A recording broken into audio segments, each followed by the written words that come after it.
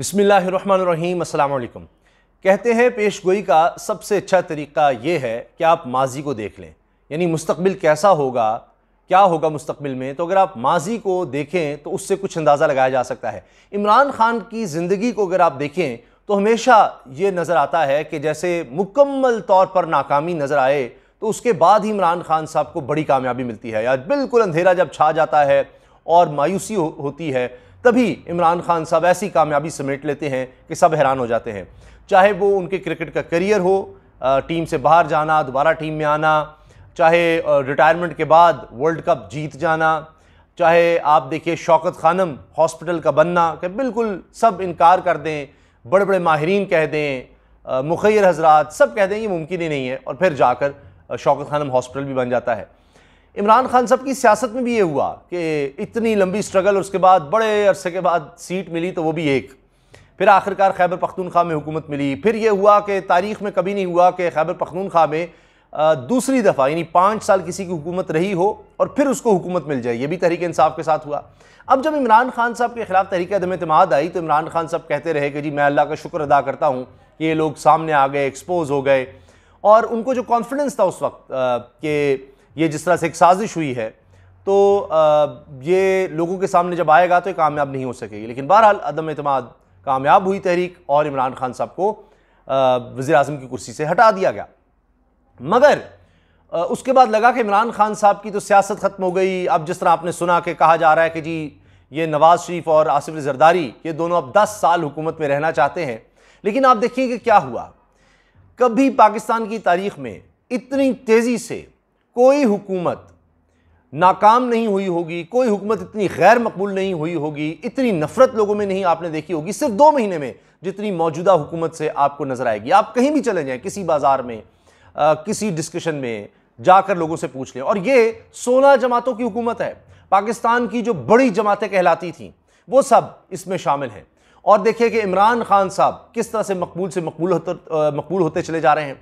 उनकी एक एक बात किस तरह दुरुस्त साबित हो रही है कि ये मुल्क को तबाह करेंगे, ये लूटेंगे, ये अपने केसेस ख़त्म करने के लिए आए हैं, इनको NRO चाहिए था। अब आप देख लें क्या हो रहा है, FIA में क्या हो रहा है, अदालतों से रिलीफ लेने के लिए क्या क्या हो रहा है, ज़मानतें किस तरह ली जा रही हैं, किस तरह से नैब को ख़त्म किया गया है, सारा कुछ आपके सामने है। तो अब कौम देख रही है कि भाई इमरान खान तो वाकई सच्चा था, वो दुरुस्त कहता था, इनको अवाम से कोई लेना देना नहीं है। आते ही जिस तरह की इन्होंने तारीख की सबसे ज़्यादा महंगाई की है, ना सिर्फ महंगाई बल्कि बहुत तेज़ी से महंगाई की है, लोगों की माशी ज़िंदगी को तबाह कर दिया है। और अभी जिस तरह आगे नज़र आ रहा है वो बहुत खौफनाक है। आप देख लीजिए, मिसाल के तौर पर डॉन अखबार देख लें आप, वहाँ पर क्या लिखा है कि बिजली की कीमतें जो बढ़ाई गई हैं ये तबाही लेकर आएंगी मुल्क में, ये डॉन कह रहा है।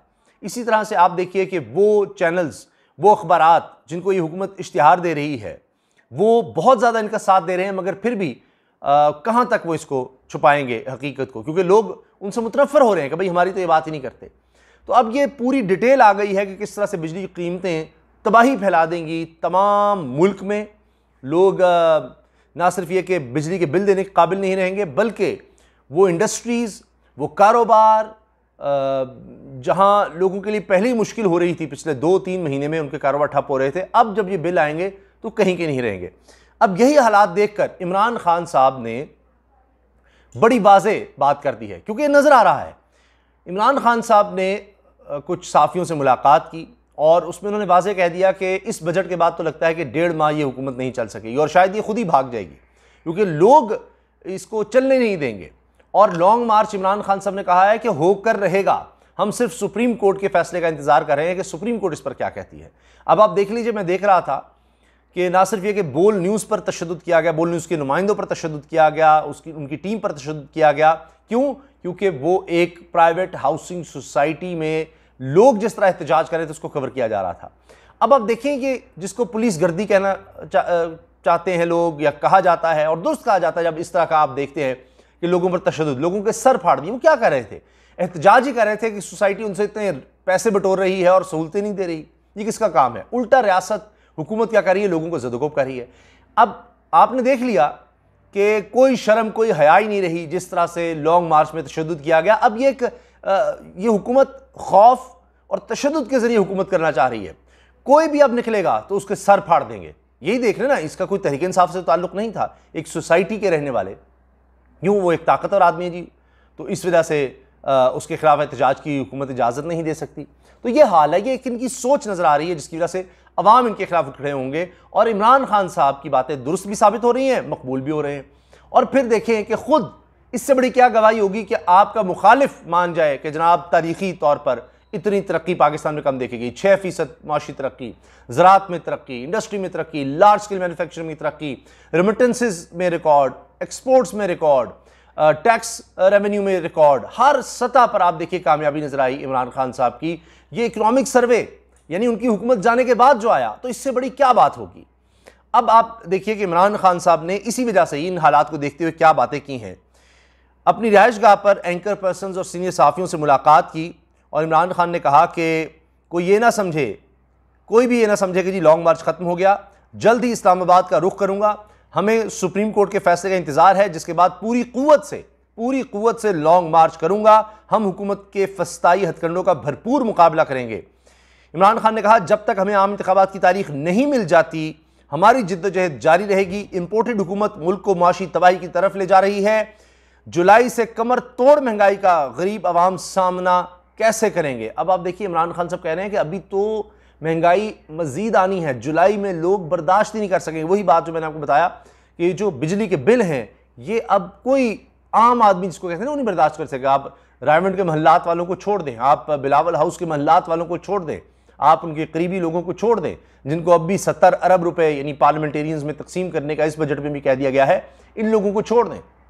एक आम आदमी की बात हो रही है, जुलाई के बाद वो बिल नहीं दे सकेगा, अभी उसकी सख्त जवाब देगी तो आगे क्या होगा।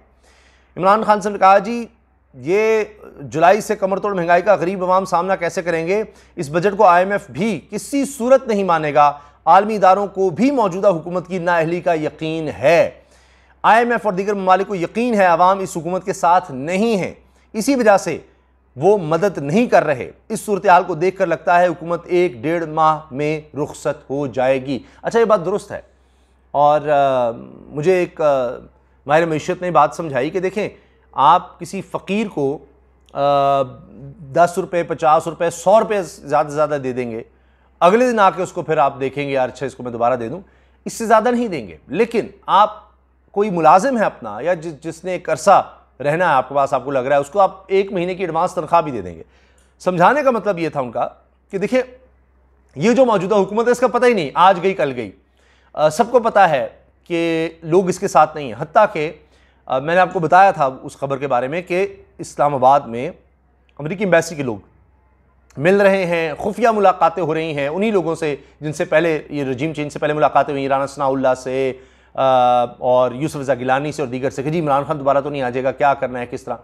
तो उनको भी नज़र आ रहा है कि ये काम नहीं चल रहा। अभी आप देखें, और ये मकबूल जान साहब ने ये बात बताई है, सीनियर साबिक ब्यूरोक्रेट भी हैं, दानश्वर भी हैं, साफ़ी भी हैं, बड़े पढ़े लिखे आदमी। उन्होंने कहा कि जी चीन ने इनकार कर दिया जी शहबाज शरीफ यहाँ है बतौर वज़ीर-ए-आज़म, हम नहीं उससे मिलना चाहते।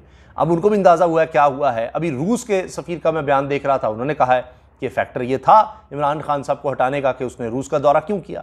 तो चीन को भी नज़र आ रहा है कि ये रजीम चेंज के पीछे कौन है, क्या है। तो फिर आर्मी चीफ वहाँ गए हैं, तो बकौल औरिया साहब के कोई बात वहाँ बनी नहीं इसके बावजूद, तो वो भी देख रहे हैं कि सारा क्या हुआ है। तो ये तो हालात हैं, इनसे तो कोई बात नहीं करना चाह रहा। अब इमरान खान साहब ने यह भी कहा है कि 1-1.5 माह तक ये रुखसत हो जाएगी हुकूमत। साथ उन्होंने कहा कि जी सियासी और माशी मौजूदा बहरान से ताकतवर हल्के भी परेशान हो चुके हैं। मैंने आपको बताया ना, भाग दौड़ हो रही है, घबराहट है ताकतवर हल्कों में भी, और बहरान से निकलने का सोच भी रहे हैं कि अब इससे निकला कैसे जाए। ये हमने कर तो दिया काम, अब कैसे इससे जान छुड़ाएं।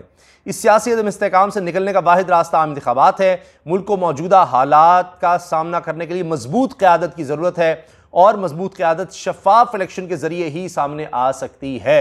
यही बात मैंने आपसे अर्ज़ की कि माहिर मईशत ने भी कहा कि जी ऐसी तो कोई गवर्नमेंट हो जिसका एक लॉन्ग टर्म प्लान नज़र आए कि वो 5 साल को गुजारने आई है। ये तो सिर्फ अपने केसेस ख़त्म करने आए हैं, ना कोई विजन, ना कोई प्लान, बस लुटो तो फुटो। यहाँ तक तो अफवाहें अब आ गई हैं कि जनाब सलमान शहबाज जो हैं वो तुर्की इसलिए गए थे कि तुर्की से ही लिए जा रहे हैं सोलर पैनल, उन पर ड्यूटी ख़त्म की जा रही है, तो उनमें उनका कुछ लेना देना है। कभी शहबाज गिल इस तरह के इल्ज़ाम लगा रहे हैं, दीगर लोग इस तरह के साफ़ी जो हैं वो इस तरह की बातें कर रहे हैं। तो ये अजीब सूरत हाल है कि करने का है, यानी इस तरह का माल बनाने, माल बचाने इसलिए आए हैं। अच्छा, फिर एक बहुत बड़ी बात इमरान खान साहब ने कर दी है।